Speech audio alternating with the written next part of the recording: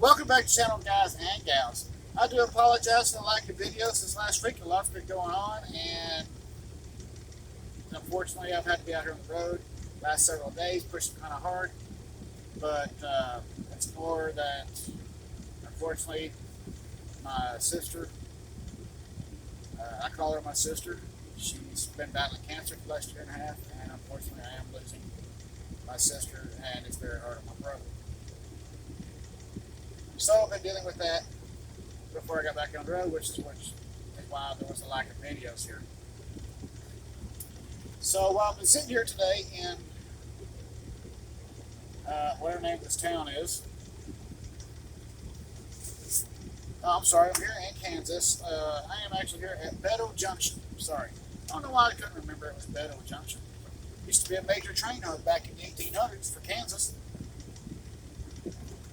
So I was thinking about some stuff I wanted to do, and I was like, I really want to repaint something. And if anybody knows that, as long as this channel's been going, there's nothing that stays the same on here. It don't matter what it is. You never know. Something's going to get modified, painted, pinstriped, lettered, whatever the case might be, but something's going to get done, right? So we all remember, for the temporary layout, the cheap little car that would run around right up here with the Santa Fe set and the number card. Now, with that being a repaint, I was sitting here looking around like, I've got a couple colors I can look with, and this is going to be lettered for the NDM. I could go with soft iron. This is bare. Go get any Home Depot. Really good stuff. I've had no issues with it. In fact, I use this on my cattle cars. The other one was the Duplicolor.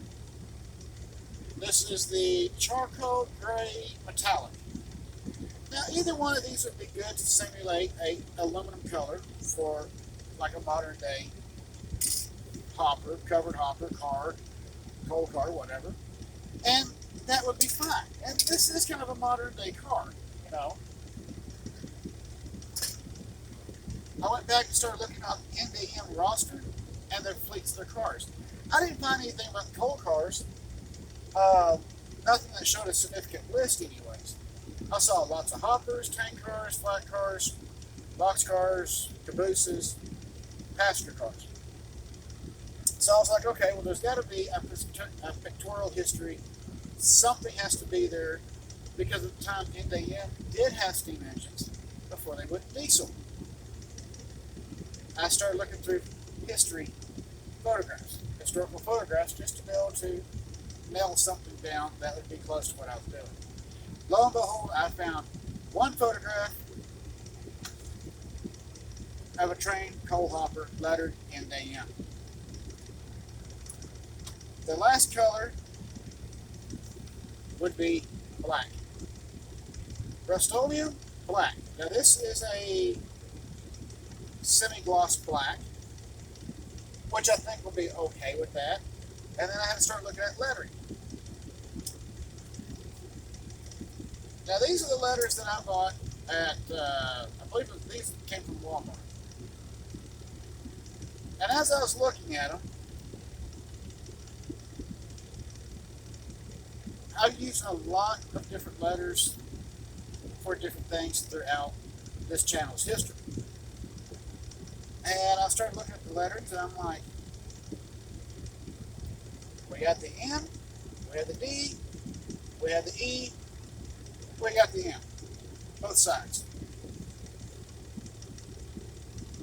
Now the D and the E is going to be a little bit bigger. It's going to put long caps across it, centered up just like it was in the photograph. Well, what do you do? Well, unfortunately, the other white lettering I have, which is would probably be more prototypical to that photograph I found. The problem is the NDM, the day, was not capitalized. It was small letters. This set does not have that.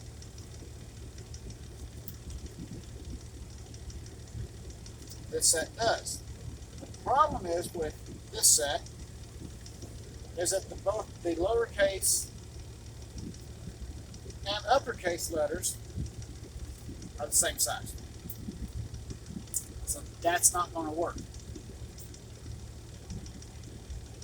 This lettering right here, I will barely be able to skate by with making it correct. So that's going to work.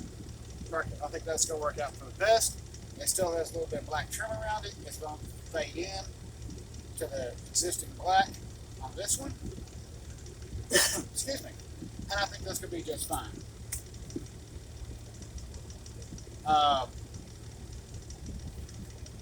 This is a menards card. Removable cold load.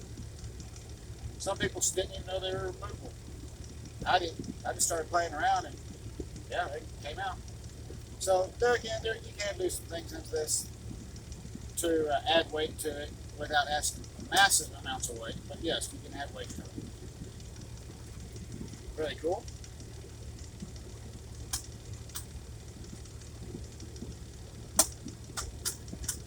And I got some ideas for this just to kind of help maybe make it a little heavier. Okay, so the bottom side of this thing, this coal hopper, there's a screw right there. Because these trucks press fit in, you don't want to do that unless you're really willing to remove them and put a nut and bolt in there.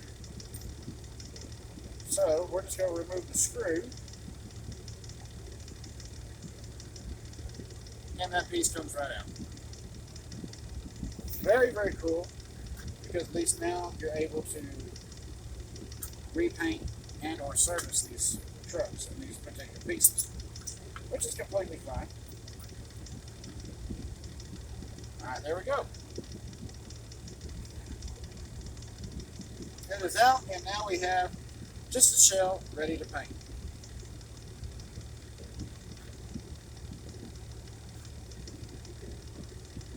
So, yes, next video, we're going to be priming it, then we're going to lay down some paint. So, stick around for part 2, which is coming up right behind this one. See y'all on the next one.